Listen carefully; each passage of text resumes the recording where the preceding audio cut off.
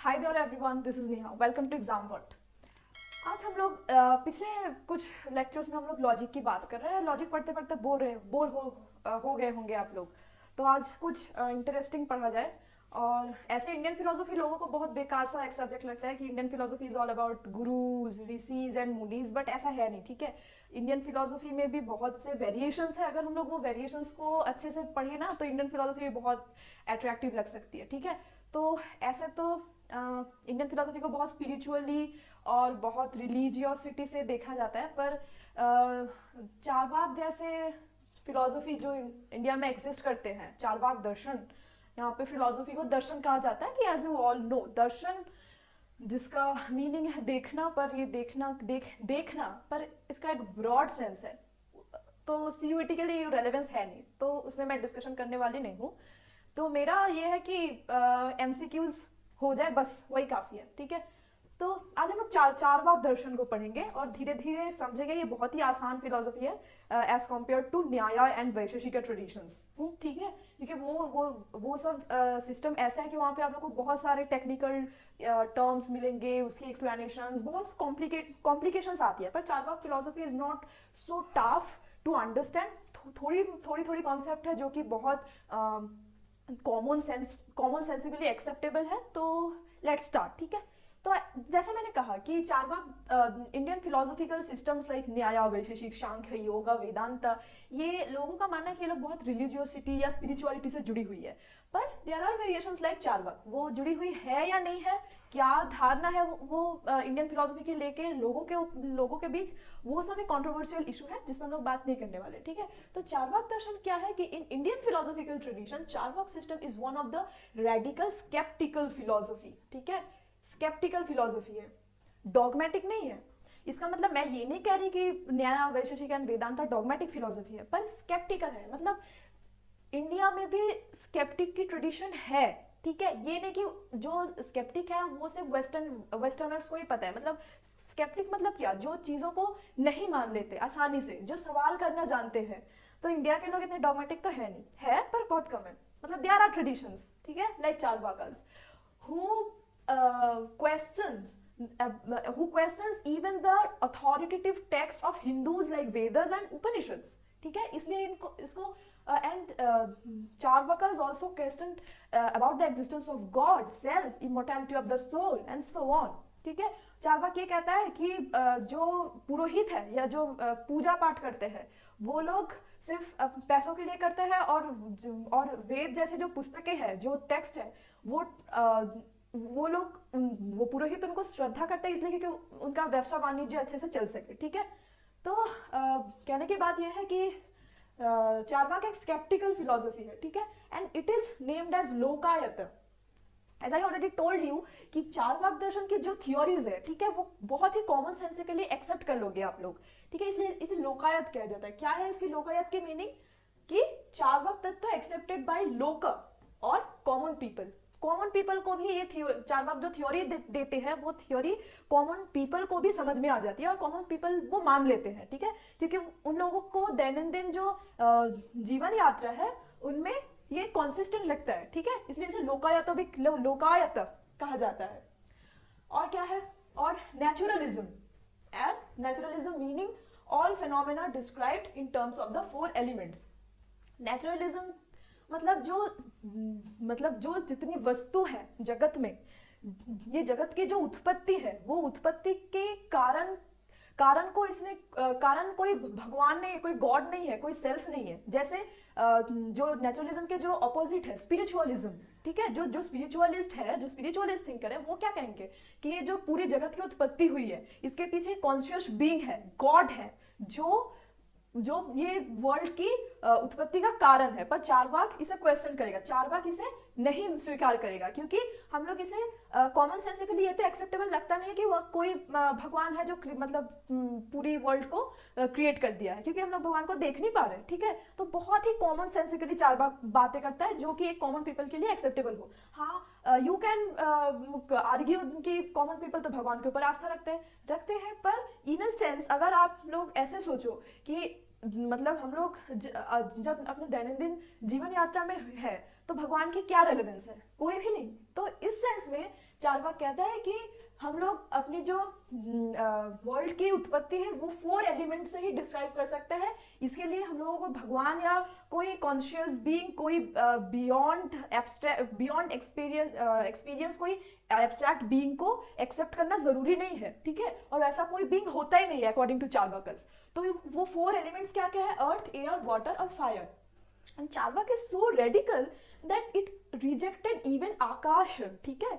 कि जो 5 एलिमेंट्स होती है, हम लोगों ने जब छोटे क्लास से हम लोग पढ़े आ रहे हैं कि 5 एलिमेंट्स होती है जिससे हम लोग वर्ल्ड की उत्पत्ति को एक्सप्लेन करते हैं। क्या क्या है वो? अर्थ, एयर, वाटर, फायर, ईथर, ठीक है, आकाश। तो ये आकाश को यू चार्वाक नहीं एक्सेप्ट करता, इसे रिजेक्ट कर देता है। क्यों? On the ground that akash is not perceptible, ठीक है। आकाश को हम लोग देख नहीं पाते, और चार्वाक का ये एक तत्व है कि आप जो नहीं देख पाते वो सच नहीं है, वो उसे आप रिजेक्ट करना पड़ेगा, क्योंकि आप जो नहीं देख पा रहे उसे आप कैसे विश्वास करोगे? मतलब वो एक डॉगमेटिक कॉन्सेप्शन आ जाएंगे अकॉर्डिंग टू द चार्वाकस, ठीक है। तो जो परसेप्टेबल नहीं है उसे नहीं एक्सेप्ट करना, इसलिए they rejected even Akash, and that is why they describe the phenomena in terms of only 4 elements: earth, air, water and fire। और ये बहुत इंपॉर्टेंट कॉन्सेप्ट है, ऐसे लग रहा है कि बहुत इजी, मतलब यहाँ से भी एमसीक्यू पूछ लेते हैं, ठीक है। और अगर मैं अच्छे से याद करूँ तो हमारे एग्जाम में भी ये क्वेश्चन आया था कि आकाश 5 एलिमेंट से कौन सी एलिमेंट को चार्वाकस नहीं एक्सेप्ट करते, ठीक है। आगे बढ़ते हैं। Charvak school considered as the only materialistic tradition of Indian philosophy which only concerns about the matter. Consciousness has no place in Charvak system. तो ये ध्यान में रखना पड़ेगा कि चार्वाक फिलोसफी, जो जितने भी स्कूल है इंडियन फिलोसफी के, 6 आस्तिक स्कूल और 3 नास्तिक स्कूल। आस्तिक और नास्तिक की क्या डेफिनेशन है कि आस्तिक हम लोग ऐसे जनरली मान लेते हैं कि आस्तिक वो जो भगवान के ऊपर विश्वास नहीं करता, ठीक है, पर ऐसा नहीं है। फिलॉसफी में या दर्शन में आस्तिक की डेफिनेशन वो है जो वेदों के प्रामाण्य पर विश्वास करता है, they are be considered as astik, and those who are not accepted as a authority of Vedas, they are considered as nastik. जो वेद की अथॉरिटी को नहीं मानते उन्हें नास्तिक स्कूल कहा जाता है। तो नास्तिक स्कूल में कौन कौन है? बौद्ध आ गया, जैन आ गया और चार्वाक आ गया। और आस्तिक स्कूल में कौन कौन आ गया? समान तंत्र दर्शन 6, नए वैशेषिक, सांख्य योग और वेदांत और मीमांसा, ठीक है। तो ये आस्तिक और नास्तिक में सिर्फ चार्वाक दर्शन जो है वो ओनली चार्वाक दर्शन और चार्वाक सिस्टम मेटीरियलिस्टिक ट्रेडिशन को जिंदा रखा है इंडिया में, ठीक है। सिर्फ चार्वाक दर्शन मेटीरियलिस्टिक ट्रेडिशन की बात करता है, मतलब चार्वाक दर्शन ही मैटर की बात करता है, सिर्फ मैटर की बात करता है। ऐसा नहीं है कि सारे दर्शन, कोई भी दर्शन में मैटर की बात नहीं की गई हो, पर यहाँ पे कॉन्सेप्ट ये है कि चार्वाक फिलोसफी और चार्वाकस considered as materialistic because they only accept matter as the ultimate reality। ऐसे शायद ये वर्ड यूज करना गलत हो, अल्टीमेट रियलिटी, क्योंकि चार्वाक के लिए कोई अल्टीमेट रियलिटी है ही नहीं। चार्वाक के लिए जो आप देख रहे हो वही है। तो क्या है? हम लोग वस्तु देख रहे हैं, मैटर को देख रहे हैं, ठीक है। आप एक इंसान को देख रहे हो, वो भी एक मैटर है, ठीक है, उसमें एक लाइफ है। तो वो जो लाइफ है वो भी चार्वाक इन टर्म्स ऑफ मैटर डिस्क्राइब करेगा। अगर आपकी बॉडी की एक जो मतलब एक ऑर्गेनिज्म आपकी चल रही है, जो ऑर्गेनिज्म है, अगर आपको कोई शूट कर दे तो आप मर जाओगे, ठीक है। तो बॉडी जो लाइफ है, जो कॉन्शियसनेस, जो हमें लगता है कि वी आर कॉन्शियस बीइंग, कि मैं कॉन्शियस हूँ कि मैं अभी पढ़ा रही हूँ आप लोगों को, ठीक है। तो ये जो कॉन्शियसनेस है, ये कॉन्शियसनेस को भी Charvakas in terms of matter explain करेंगे, ठीक है। मैटर के अलावा वो लोग कोई एक्स्ट्रा कॉन्शियस चीज को एक्सेप्ट नहीं कर सकते। तो ये जो कॉन्सेप्ट की बात है वो ओनली चार्वाकस एक्सेप्ट करेंगे, ठीक है। बाकी फिलोसोफर भी मैटर की बात करेंगे, पर मैटर के साथ साथ वो लोग कॉन्शियसनेस की भी बात करेंगे। कुछ फिलोसोफर लाइक वेदांतीस, वो लोग सिर्फ कॉन्शियसनेस की बात करेंगे, ठीक है। तो ये तो हो गया हमारा एक जनरल छोटा सा इंट्रोडक्शन। अब हम लोग थ्योरी ऑफ नॉलेज की बात कर लेते हैं, ठीक है। थ्योरी ऑफ नॉलेज क्या है चार्वाकस की? Charvakas holds that perception is the only praman or dependent source of our knowledge. Hence, it believes in metaphysical doctrine which holds that matter is the only reality, as I already told you, and it alone is perceived. ठीक है, तो ये तो हम लोग ने आगे discuss कर लिया कि जो परसेप्शन है, जो चार्वाक का सिंपल फंडा ये है कि आप जो देख सकते हो वही है, जो आप नहीं देख सकते वो नहीं है, जो आप नहीं देख सकते वो है गॉड, सेल्फ, मतलब जन्मांतर, ये वगैरह, तो वो सब नहीं है। वो चार्वाक कहेगा कि ये सब पंडितों की एक बिजनेस है और कुछ नहीं है, ठीक है। तो चार्वाक ये मानेगा ही नहीं, ठीक है। चार्वाक सिर्फ मैटर की बात करेगा, और मैटर की बात इसलिए करेगा क्योंकि उसे आप देख सकते हो। परसेप्शन इसलिए उसकी ओनली सोर्स है फॉर द नॉलेज, ठीक है। तो अब इससे जुड़ी हुई एक इंपॉर्टेंट कॉन्सेप्ट की मैं बात कर लेती हूँ, जिससे एमसीक्यूज पूछ लिए जाते हैं। वो है कॉन्सेप्ट ऑफ प्रमा, प्रमाण, प्रमाता एंड प्रमेय। प्रमा, दिस मीन्स ए के सर के ऊपर अगर मैं ये बात दे दूं तो ये हो जाएगी प्रमा। हिंदी में लिखे तो ऐसे प्रमा, ठीक है। तो प्रमा किसे कहेंगे? प्रमा कहेंगे वैलिड नॉलेज को। प्रमा मीन्स वैलिड नॉलेज। अगर मैं कहूं कि मुझे ये कलम की ज्ञान हो रही है, तो जो मेरा कलम का ज्ञान है, मेरा जो ज्ञान है, दिस इज कॉल्ड एज प्रमा, वैलिड नॉलेज। वो ज्ञान भी सिर्फ ज्ञान नहीं, valid is an inseparable and crucial attribute प्रमा। कोई भी नॉलेज प्रमा नहीं है, ठीक है, क्योंकि knowledge can be valid, either knowledge can be valid और इनवैलिड, पर only valid knowledge is considered as prama. Then pramana, as you said, there's a bar on it. pramana, pramana is the source of knowledge, ठीक है। Source जहां से आपको ज्ञान आ रही है, ठीक है। मैं ये कलम को देख रही हूँ तो आंखों के द्वारा देख रही हूँ ना, तो ये इंद्रिय, ये मेरी चक्षु इंद्रिय, ठीक है, ये मेरी आई सेंस, आई, ये मेरी विजुअल सेंस, ये विजुअल सेंस के थ्रू मैं ये पेन को देख पा रही हूँ। तो इसलिए ये सेंस मेरा मीन्स है, सोर्स है टू एक्वायर दिस नॉलेज। तो ये मेरा senses is considered to be as the pramana, ठीक है। तो प्रमाण हो गया नॉलेज की सोर्स। प्रमाता, प्रमाता मीन्स द नोअर, जिसकी ज्ञान हो रही है। मैं कलम को देख रही हूँ तो I am considered to be as a pramata. And the fourth one is prameya. Prameya means the object of knowledge, object of knowledge. ये मुझे कलम की ज्ञान हो रही है, तो ये कलम हमारा ऑब्जेक्ट है ज्ञान की, ठीक है। तो ये प्रमेय है, ठीक है, ये कलम प्रमेय है, ये जो ऑब्जेक्ट है। तो प्रमा वैलिड नॉलेज, प्रमाण source of that valid knowledge, प्रमाता द नोअर, ठीक है, जिसको वैलिड नॉलेज हो रहा है, और प्रमेय the object of the knowledge. ये चारों टर्म्स बहुत इंपॉर्टेंट है और बहुत आसान भी है, तो इसे आप लोग एक बार देख लेना, ठीक है। तो चार्वाक में आगे बढ़ते हैं। तो चार्वाक क्या कहता है कि परसेप्शन जो है वो ओनली सोर्स है वैलिड नॉलेज की, ठीक है। कि अगर मैं सेंसेस के थ्रू परसीव कर रही हूँ चीजों को, तो वो सिर्फ वही एक परसेप्शन ही है जो कि वैलिड सोर्स ऑफ नॉलेज है, ठीक है। आगे बढ़ते हैं। अब क्रिटिक ऑफ अनुमान। तो अब सोर्सेज की बात हो ही रही है, तो बात कर लेते हैं कि कौन सी सोर्सेज है जिससे ज्ञान होती है। तो इंडियन फिलोसफी में ऐसे मतलब अगर ऑल सिक्स आस्तिक ट्रेडिशन और नास्तिक, तीनों नास्तिक की देख ले तो 6 सोर्सेस की बात की गई है, 6 सोर्सेस की। नंबर 1 प्रत्यक्ष। मेरी हिंदी थोड़ी सी अच्छी नहीं है तो आप लोग, मैं इसलिए इंग्लिश लिख लेती हूँ। प्रत्यक्ष, अनुमान, forgive me if I mistake anywhere in my Hindi, अनुमान हो गया। इन्फरेंस,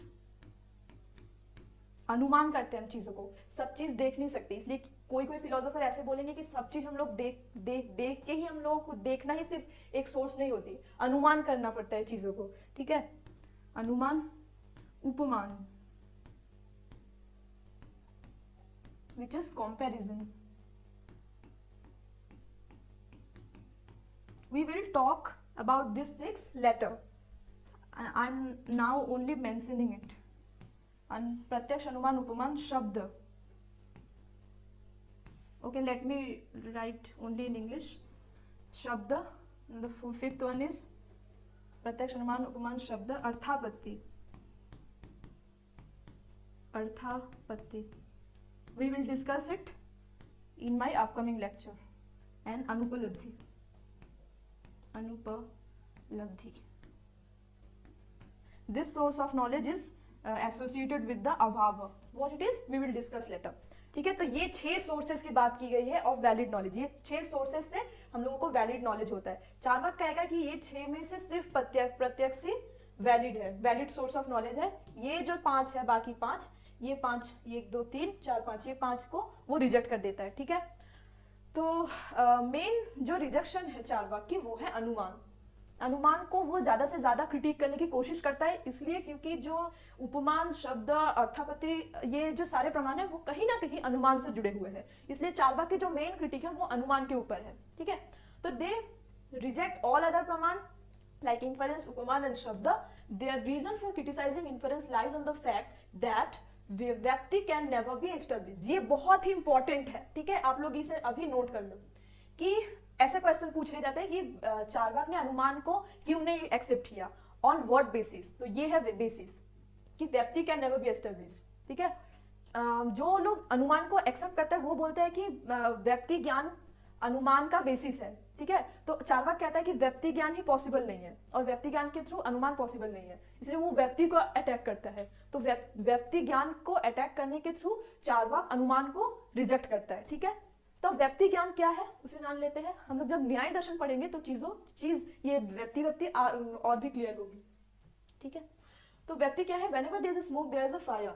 Smoke is हेतु, रीजन, एंड फायर इज साध्य, ऑब्जेक्ट और अनुमान. ठीक है, कि हम लोग ये व्यक्ति के समझने के लिए एक इंडियन फिलोसफी में ट्रेडिशनल एग्जांपल है कि मान लो हम लोग पहाड़ में धुआं देखें और धुआं से हम लोग अग्नि का अनुमान कर रहे हैं. ठीक है, तो जो धुआं है वो रीजन है किसका, अग्नि का अनुमान करने के लिए. तो वो हेतु है. ठीक है, धुआं, और जो ये धुएं से हम लोग अग्नि का अनुमान कर रहे हैं तो वो अग्नि हो गई साध्य. ठीक है, ऑब्जेक्ट ऑफ आवर अनुमान. ठीक है, तो ये जो हेतु और साध्य की जो एक इनवेरिएबल कनेक्शन है, ठीक है, इनवेरिएबल एसोसिएशन है, ये दोनों का साथ साथ रहना. धुआं है तो अग्नि होगी ही.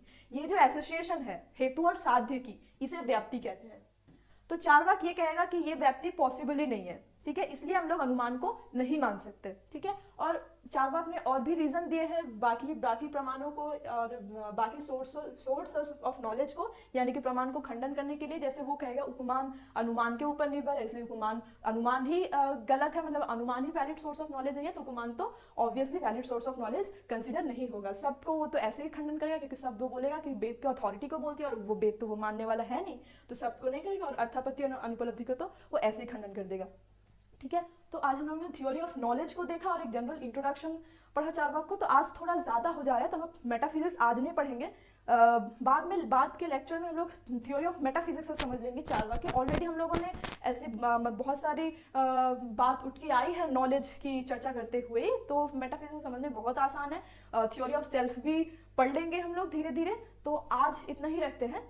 तो पिछले वीडियो में मिलते हैं. जुड़े रहिए एग्जाम वर्ड के साथ और वीडियो को प्लीज़ सब्सक्राइब कर दे. अगर नए हैं तो लाइक करिए और सब्सक्राइब करिए. Thank you for watching this video. अगर कोई डाउट है तो उसके लिए आप कमेंट कर सकते हैं. Thank you.